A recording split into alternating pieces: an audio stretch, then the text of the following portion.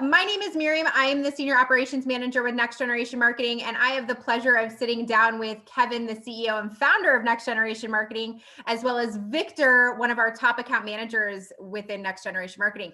And we're going to be talking about a featured blog who Victor himself wrote this blog, and I'm so excited that we're going to learn a little bit more about where it came from and why you talked about what you talked about. So we're just going to dive right on in.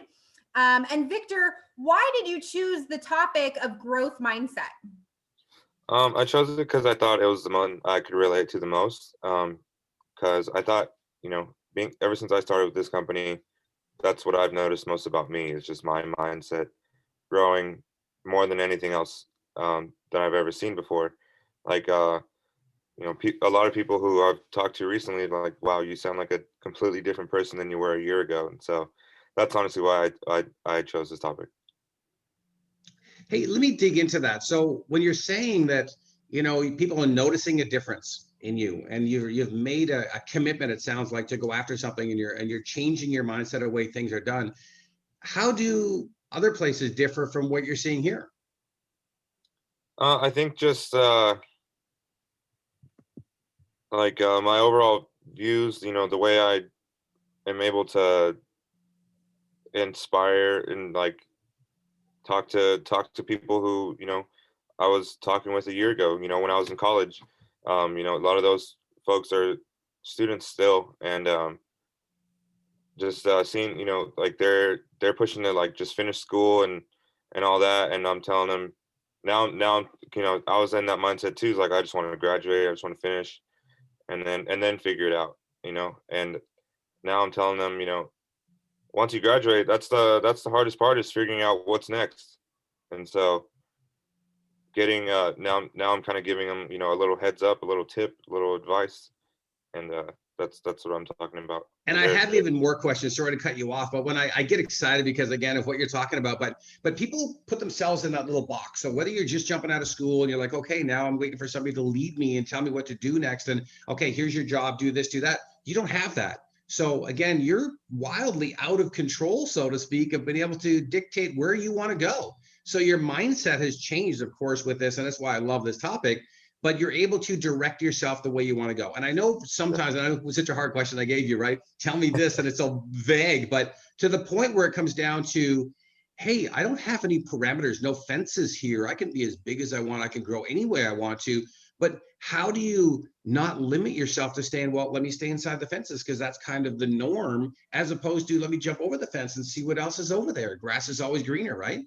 Mm-hmm. I think that's what it is too, is like you said, looking over the fence and seeing what else is over there, and kind of basically just like looking beyond and seeing, what are you limited to, and you realize you're not really limited to anything. So let me just explore, see what the world has to offer, and take it all in, and then decide from there, and figure out which path you want to go down. Okay, what are these things that I have to do, to stay on this path, or not necessarily to stay on this path, but to keep on this path, and not I don't know, fall off, or have to switch directions all the time, or look back behind my shoulders. What do I got to do to keep looking forward and keep moving forward? Keep moving, because so many people just get stagnant. They get stuck in one spot. They think, hey, I've done just enough to maybe get by or whatever. It's like, this is the parameters of my job type of thing. So I'm okay here. And they get very comfortable. And I find that when people get comfortable, they stop learning, they stop getting creative. So love the fact that you're not doing that. Good stuff. Kevin, you just said that the grass is always greener on the other side, right? I always like to say the grass is always greener wherever you water it, right? Yeah, and that's what Victor is doing. So that's super exciting. Victor, what are the 3 steps you had talked about in your blog? Yeah, so in the blog I talked about, what these are 3 simple steps to grow, to have a growth mindset. And the first one was to first establish your mindset. So by doing that, you just gotta figure out what it is that you want. I say in the blog, people ask you questions all the time, like, what's your goal? What do you want in life? What's your vision? And once you're able to answer these questions, the exact same, give the same answer to each one of these questions, that's your mindset right there. That's what you want. So that was the first step, is to establish your mindset. The second one was to surround yourself with people, with like-minded individuals. And I stress this one the most because it's those people who are gonna, keep you accountable. And by, them keeping you accountable, it's gonna keep themselves accountable. And, eventually there's gonna be new people to come in, and then you're gonna have to join into keeping them accountable. Um, and so I really stress that one enough, because there's one thing that I read in the book, that I actually have right here, that I read recently, and talked about something called auto suggestion. And so what auto suggestion is, it's a state where your subconscious feeds off of everything that surrounds you. And so that's why it's important to it's important to stay with like-minded individuals, because they're the ones who are going to keep feeding you that motivation, that inspiration. So when you get that, your mindset's just your subconscious just eats that, and it eventually becomes how you are and how you think, and a part of you. So yeah. And then the third one is to protect your attitude, which is what I actually learned from joining this business. Protecting your attitude, it's normal to fall off the tracks every now and then, like I was saying, finding which path you want to go down, and eventually, what do you got to do to stay on. Every now and then it's perfectly natural to fall off.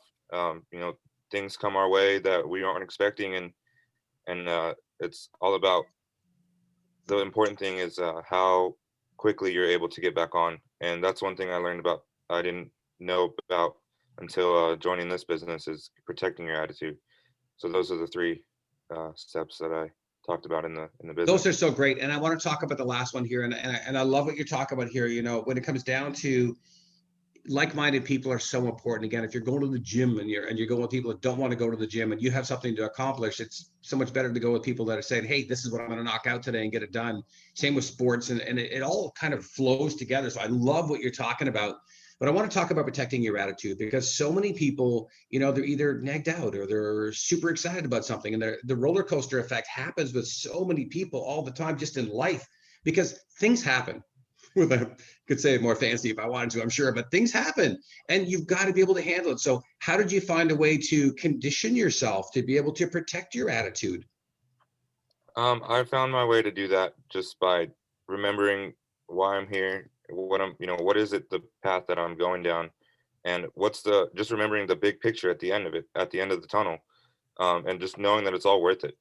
It's all going to be worth it. There's challenges that come our way.